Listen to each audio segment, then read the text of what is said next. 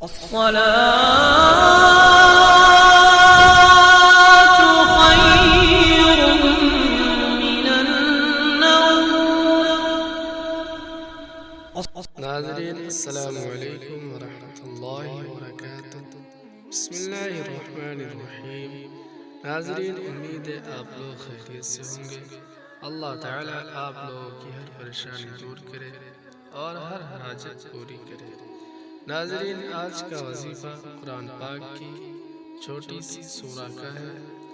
آپ جو بھی دعا یا وظیفہ پہ عمل کرے، نماز کی پابندی کرے اور گناہوں سے بچے۔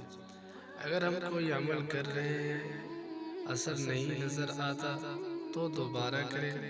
اللہ پر بھروسہ کر کے کامل یقین کے ساتھ کہ سب کچھ کرنے والی ذات صرف اللہ کی ہے، اپنے اندر کمی دیکھیں نہ کہ اللہ کے کلام میں، تو انشاءاللہ ضرور کامیابی ملے گی۔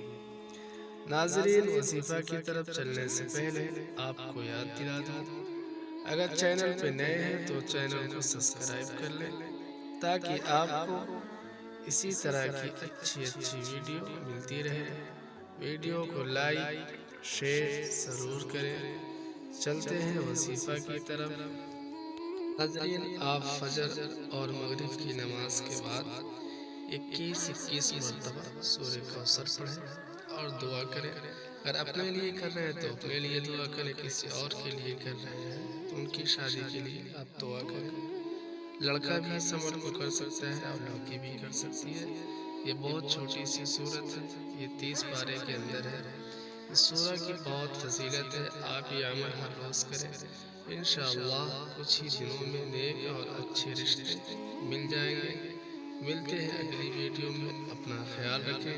ناظرین، اگر آپ نے ابھی تک ہمارے چینل کو سبسکرائب نہیں کیا تو کر لیں تاکہ آپ کو ہماری ہر آنے والی ویڈیو ملتی رہے۔ ہمارے ویڈیو کو لائک اور شیئر ضرور کریں۔